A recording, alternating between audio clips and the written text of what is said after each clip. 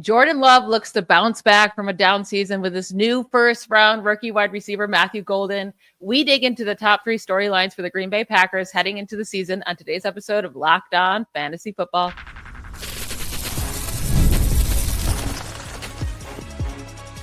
You are Locked On Fantasy, your daily NFL fantasy podcast. Part of the Locked On Podcast Network, your team every day. Welcome into the Locked On Fantasy Football Podcast. Thank you for making us your first listen every day. I'm one of your co-hosts, Michelle Magdziuk, and when I'm not doing this, I'm a researcher and fantasy analyst with the NFL Network. And I'm your other co-host, Vinnie Iyer. When I'm not doing this, I'm learning about NFL fantasy and betting for sportingnews.com. Today, we are getting into the top 3 storylines for the Green Bay Packers. We're going through all the teams this offseason, and the Packers are definitely a tough team to rank across the board. Besides Josh Jacobs, which will be one of our top 3 storylines, can he again finish as a top 10 fantasy running back with the Packers in his second season with the team? But when it comes to these receivers, now that they added Matthew Golden in the first round, and what is Jaden Reed entering his third year, and can we get anything out of Romeo Doubs? That will be a big storyline, plus the tight ends. And then, of course, the biggest storyline has to be, what are we going to get from Jordan Love this season? After, a huge 2023 season, especially the back end of it, his first year as a starter. 2024, people were drafting him quite high in drafts, middle of 2024 drafts. And he had a really disappointing year in terms of his cost. He only ended up being the quarterback 17 on average in points, averaging 15.6 fantasy points per game. When in 2023, he was a quarterback 6 on average, averaging nearly 19 points per game. So, Vinny, what do you think we're going to get out of Jordan Love this year? Is it going to be more like his 2023 version or more like 2024? Yeah, it really depends on what we're going to get from his health. He's got to be on the field and stay good through the whole season. He missed a couple games last year. Plus, he wasn't fully himself. Then B, is the play calling going to tilt back to what it was earlier, which was 57% passing. That was kind of the clip in 2022 and 2023 when we made the transition to Love. Last year, it dropped all the way down to 49%. You usually have very few teams that are more run-heavy in this league, and the Packers are one of them. Well, they got Josh Jacobs, and they can run the ball with him. So that's a lot, right? When you look at it, I mean, his pass attempts went down. His yards per attempt went up. So 19% drop in pass yards, 27% in his pass attempts. In 2023, he averaged 34 attempts per game. That went down to 28. That's significant. And then rushing was almost to 0. He went from 247-4 to 83-1 on the ground. So those things right away are going to take away from everything. The touchdowns dropped all around, plus the yardage overall was not available. So that led to the precipitous drop from 6 to 17. Now, do we think it's going to land somewhere in the middle? Do you think they'll pivot all the way to passing like nuts like they did a couple of years ago? Well, all the variables lean toward more being like last year, right? I mean, you have Josh Jacobs still in the backfield. You need to keep taking pressure off Love. The receiving core is going through yet another transition. Not sure what you're going to get with Christian Watson at all. Then you have Romeo Doubs, and then you have now the first-round pick, Matthew Golden, joining Jaden Reed. So there's transition there. They're built, I think, more to run the ball. Their defense actually got better last year with Jeff Hafley coming over with some playmaking guys. They did better at creating turnovers, especially with Xavier McKinney back there. So there's just less pressure on the offense to put up numbers. They were kind of grinding. And the other thing, it worked, right? In reality, it did get them into the playoffs. They won games. Now, did it push them any further in the playoffs? No. I mean, they were one and done, losing to the Eagles. There was not much there to be seen. So I think it has to be somewhere in between, right? I mean, you can't assume it's going to be so much spiking toward what he was, 18.8 points per game, but it's also not going to be 15.6. So somewhere in the middle, probably like 16.5 points per game, somewhere there is more legitimate, right? If you split the difference between the passing volume. And he was more efficient with what he could do with his attempts last year. He just got fewer attempts, and he missed 2 games. So all those things came into play here with Jordan Love. So again, I don't want to just say I'm going to pump him back up here. I think going to QB 15, that bumps him up a little. That makes sense. He still could be a decent value there, but it's not a person I'm really targeting here because of the receiving core transition, because of the run heaviness of this offense with Matt LaFleur and what they want to continue to do here, right, to take pressure off the defense. So Caleb Williams, Dak Prescott, these guys around. Caleb, much better value there.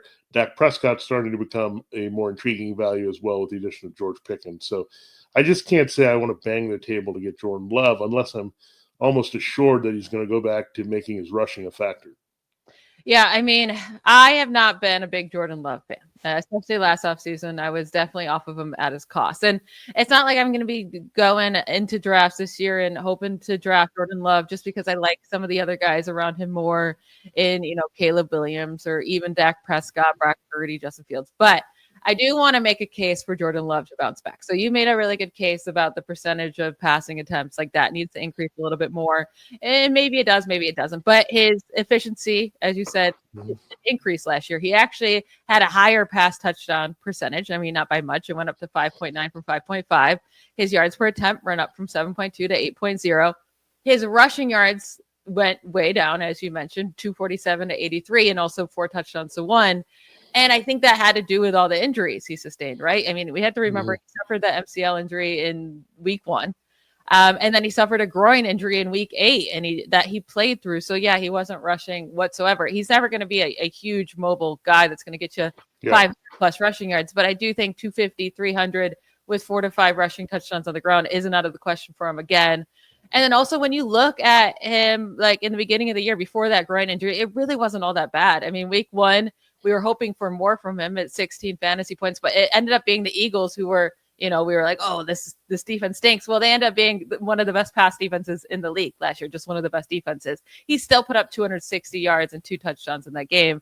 And then obviously missed the next few games with the MCL sprain, came back, had great games against the Vikings and the Cardinals. Some okay games against the Rams and the Texans. Again, the Texans were a good pass defense. And then he gets hurt in that week 8 game, groin injury. And the rest of the year is kind of just like meh, a wash for him. So I will not be surprised if he comes back to form. I don't think, again, it's going to be that 2023 version just because of how hot he was to end that season. But I'm with you. It's going to be somewhere in the middle. So I'm fine with his ranking at quarterback 15 right now. It's just if Caleb Williams and Brock Purdy and those guys stay at their rank and don't go up in cost, I'm just going to choose them over Jordan Love, who we had to hope bounces back. Yeah, for sure. I mean, just be careful with him. I think this is, again, the territory we're thinking. This is where you say, is there an alternative that has a little bit more upside there? Jordan Love might have a decent floor in the end if you look at it. But, again, we also saw the bottom drop out last year. And, again, it's hard to go on this because it's a very big variable between 49% passing and 57. That's just night and day for an offense, right? So I think we'll see. I think they'll have to be more willing to be aggressive here with a healthy Jordan Love. They got to also take advantage of having Matthew Golden. They finally used a first-round pick on a wide receiver the first time in a long time since they got Javon Walker. So we'll see how Golden fits into that mix there with whoever else can be healthy on the field with Jaden Reed. Yeah, and that's the hardest thing about this team is going to be figuring out, will Matthew Golden, their first-round wide receiver, become a true wide receiver 1 immediately? Will he be Jordan Love's top target? Will he, be that target hog type of guy? Will they change that offense? Or will the Packers stay in that kind of spread offense where Jordan Love and Matt LaFleur want to spread the ball around to all these guys, which kind of hurts for fantasy? So we will discuss our thoughts on what their offense will look like right after we hear from one of our sponsors. As a small business owner, your work doesn't end when the clock hits 5. Your business is always on your mind, which means when it's time to hire, you need a partner that works just as hard as you do. That's where LinkedIn Jobs comes in. When you clock out, LinkedIn clocks in. LinkedIn makes it easy to post your job for free, share it with your network, and get qualified candidates all in one place. Their Post Your Job feature can help you write your job descriptions and then quickly get your job in front of the right people with deep candidate insights. And here's a pro tip. Add the hashtag hiring frame to your profile picture to double your reach to qualified candidates. It's no wonder that 72% of small businesses say LinkedIn helps them find high quality hires. So post your job for free at linkedin.com/LockedOnNFL. That's linkedin.com/LockedOnNFL to post your job for free. Terms and conditions do apply. All right, Vinny, let's try to figure out this wide receiver and tight end group for the Packers. And it's one of those groups where there's no one that we know of that's elite so far. Maybe that's Matthew Golden. Maybe it can be. He's sitting right now as the wide receiver 51 in consensus rankings, which seems kind of low for, a first-round wide receiver who was taken 23rd overall. The Packers have not taken a first-round wide receiver since 2002 or something crazy like that. So they're finally taking a shot on a guy. And he has a clear, wide opportunity to be the top target in what should be a pretty above average offense at worst, right, with Matt LaFleur. So let's start here with Matthew Golden. He's actually not the top ranked guy. It's Jaden Reed in consensus rankings at wide receiver 43. But I want to hear your thoughts on what you think Golden can be as a rookie. Yeah, I mean, his only real competition for significant targets is Jaden Reed on this team in terms of the wide receivers, right? I mean, last year, Jaden Reed was only the wide receiver 30 on average, ended up as a wide receiver 26 total. Part of it comes from his rushing production that pushed him above a little bit some other guys. So when we look at that, I mean, nothing to say this is all that impressive. He's a slot guy. Golden is a different type of receiver. He's a big play guy that you want to put on the outside here. And I think the bottom line with Golden comes down to how much are these holdovers that have been so disappointing being a factor, right? I mean, you look at Christian Watson, he may just not play at all, or he just could be hurt and not there. So that's one guy out of the mix. Then you're starting to think of Dontavian Wicks, who basically played a lot and filled in on the outside whenever Watson or Romeo Doubs was hurt, right? That's what his key role was, to play. And he had some productive games. And then you look at Doubs now, who's wide receiver 61. Last year was wide receiver 57 in average scoring. And that was with the opportunity with Watson hurt, right? So now you put Golden in the mix. I really think they wanted to clean up this mess. It takes obviously a lot for the Packers to say, okay, we're tired of taking multiple receivers in other rounds, and we're going to use our first-round pick on a receiver. Maybe they were just fed up with the lack of availability and reliability that Doubs and Watson provide, despite their high level of talent, right? They thought they were in business with Reed, Doubs, and Watson, but now Reed has been the only guy that's been special in that designated role as a slot, but he kind of had a drop-off last year from his rookie season. So it really comes down to Golden having a big role here. I mean, can he do it? I think that's the bottom line. Do they trust him also with his rookie status to be out there and run the routes and get all the key snaps here for Jordan Love? And I think they will lean in that direction. So maybe you won't see those results right away with Golden, but I think as the season progresses, as he gets his whole body comfortable in this offense and he runs his routes and stretches the field, and Jordan Love is back healthy with his arm, who's a very good downfield passer, and I think you'll see Golden's value really manifest. So he's a nice little sleeper to stash.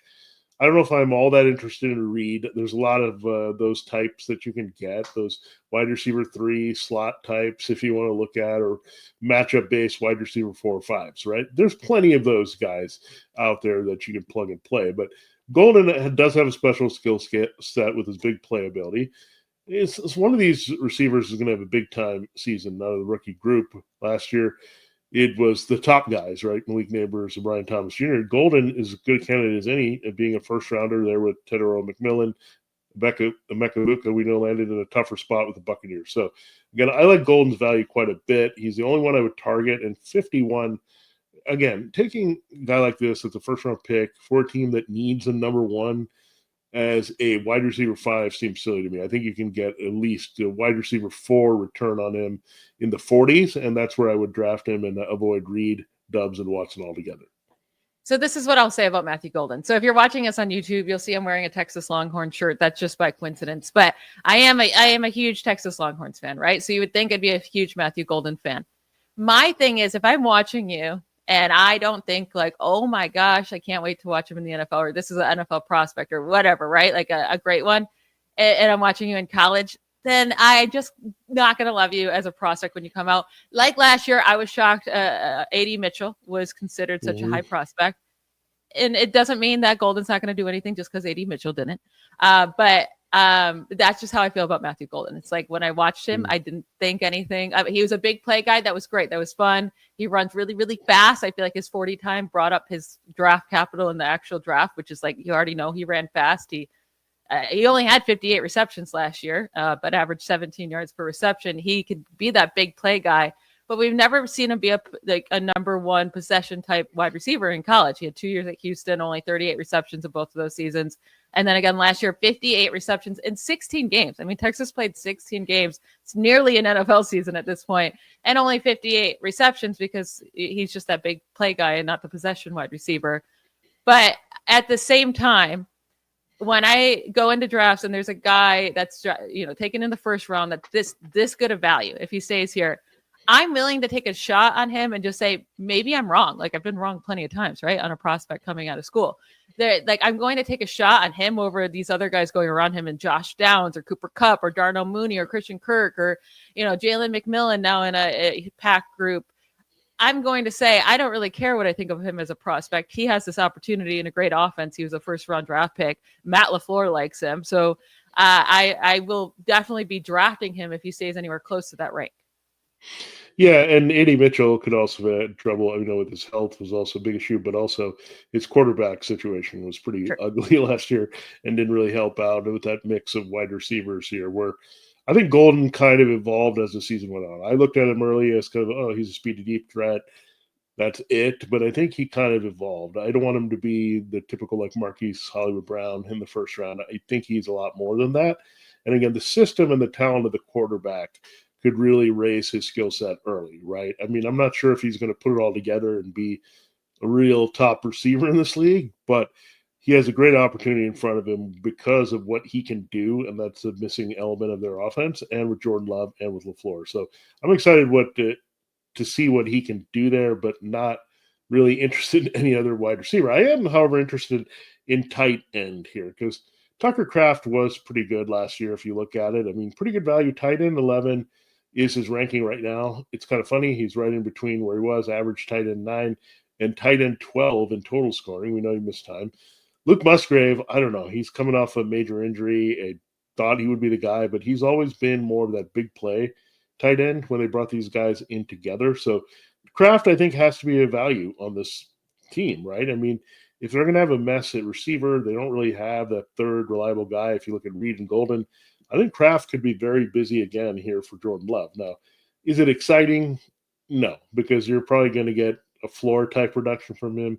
I know he had a couple big game potential with multiple scores that he can always pull off. But when you look at it overall, he's not that type of guy. He's a guy that's 6 for 60, maybe finds the end zone, right? That's what you're going to get from Tucker Kraft. But at least he's involved. So he's kind of like not going to be the Dallas Goedert type, right? Has a few big games with yards and stretches of the field. He's going to be consistently involved with a chance to score here on this team. So that's where I go. I don't know if you're getting value. Kraft might actually end up producing right where he's ranked once again.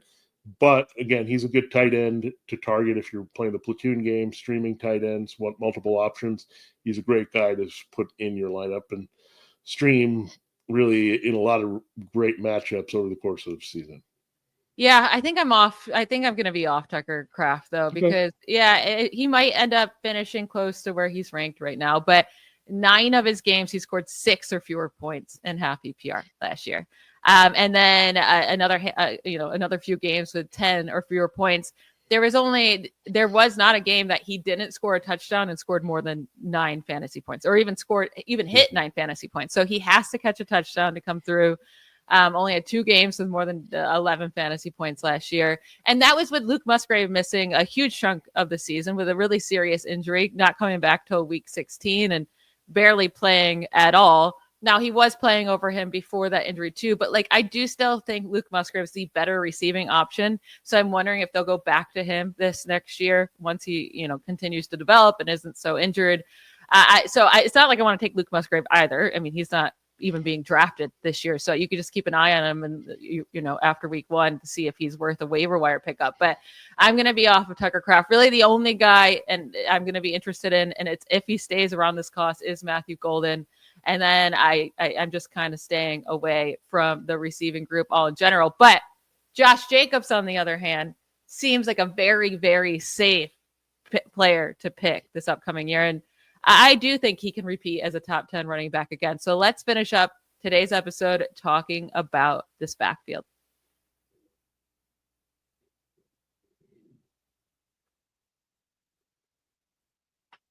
So Josh Jacobs in his first year with the Packers, he finishes as the running back 5 overall in fantasy, running back 7 on average. Fantastic year for him. It did, it kind of was an up and down because you never knew when Matt LaFleur was going to take him out around the goal line and let someone else steal his touchdown. That was infuriating. However, he still did have 301 carries last year, 15 rushing touchdowns, added 342 receiving yards. You would have liked him to get targeted a little bit more often, only 43, which was really low for him in terms of the rest of his, years in the league. But I mean, right now he's sitting at running back 8 consensus. I think that's very, very fair. And I think he's like probably one of the safer picks that you could take in the draft.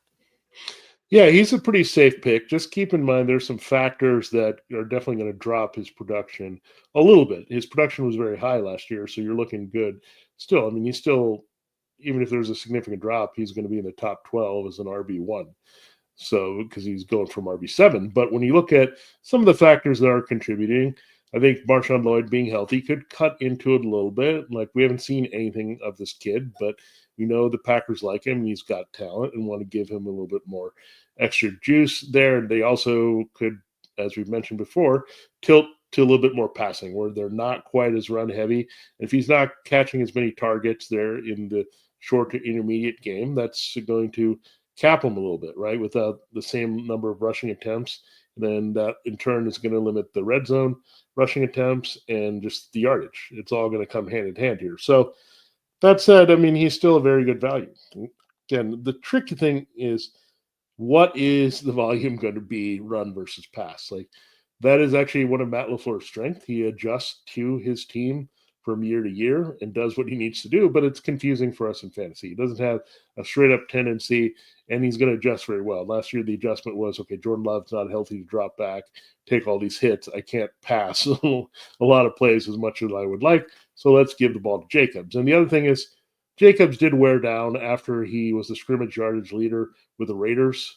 In that follow-up year, kind of led him to going into free agency. The Raiders didn't pick him up. Then he signs with the Packers, probably because, again, he didn't get the same type of workload, or the attrition wasn't there. Like, he was forced to miss some time there and not have the same level of volume. So then the volume shot back up. But the good thing is the Packers kept it from going right back up to like the 340 level. 340 touches less in the running game is significantly good rest here. So again, I expect him to get 280 to 300 again in terms of the carries, and really he's going to be involved well enough. Again, the percentages might say there's going to be a dip in his overall production, but in relation to the other running backs that you would take in the top 10, I think he's going to be just fine, and what you see is what you get. So that's a good thing. You don't have to guess too much with Jacobs. You know exactly what you're going to get. You're going to get lead back production, and maybe actually having a better backup with Lloyd can take a breather off him and keep him fresh and healthy for the entire season. Yeah, and what's nice now is that we think we know his clear cut backup, and it would be Marshawn Lloyd is what we would think. So if you wanted to handcuff him, you could do that. Now, when you look at, he's going right above Bucky Irving, and I think that's such an interesting choice I would have to make in drafts. That would be really, really hard because I know Bucky Irving's a new, hot, exciting, a fantasy asset, right? He's coming into his second season. It was such a fun second half of his rookie season. But who would you take? Like, I actually don't know who I would take if I'm sitting here, Jacobs or Irving. I feel like I could change my mind in any given day. Yeah, I think I would lean toward Irving because the trends were going more in his direction in terms of the workload last year, siphoning off from what Rachaad White was doing, where you figured Josh Jacobs will need a seed workload out of just attrition to keep him healthy, and now get a young back involved who didn't play last year, by the way. He got hurt, so he's got plenty of carries in him ready to go here. So I think that offense could be a little bit more explosive as well in Tampa Bay versus the one in Green Bay. And again, Bucky Irving was just so hot down the stretch. And again, he's the younger back. He doesn't have nearly the wear and tear as well as Jacobs. I mean, Jacobs has had some mega years touching the ball, where you've had 1 year of Bucky Irving having high production and basically a split situation with Rachaad White. So that's what I'm looking at. And Bucky Irving, I think, has a Jahmyr Gibbs type upside in his split backfield, where I don't think Jacobs has that. But it's also not comforting to know that Josh Jacobs is what you see is what you get a little bit. If you draft him as an RB10, there's a good chance he'll finish around RB10 and you'll get exactly that production. So that's nice to know. But Bucky Irving would be the guy with the higher ceiling for sure and still a pretty high floor. Yeah, it's just really what you feel most comfortable with or who you have a gut feeling about. And again, like I would say, like it could really change in any given moment. But I probably would go for the more exciting guy in Bucky Irving just because I like to do that. But I do think Josh Jacobs, when you're looking at the top 10 here, especially like running back 6 through 10 with its Achane, CMC, Jacobs, Irving, and Jonathan Taylor, that Josh Jacobs is clearly the safest bet to finish top 10 among that group, while the others might have a little bit higher of a ceiling. But that will be it for today's episode. I want to thank you all for making Locked On Fantasy Football your first listen to today. For your second listen, check out the Locked On NFL Scouting. The NFL draft is over, but the roster moves and news never stop. Host Kyle Krabs and Joe Marino will make you the most informed NFL fan this offseason. Find Locked On NFL Scouting on YouTube or wherever you listen to podcasts. We will be back tomorrow finishing up the NFC North and getting into the Minnesota Vikings. So don't miss that. Bye, y'all.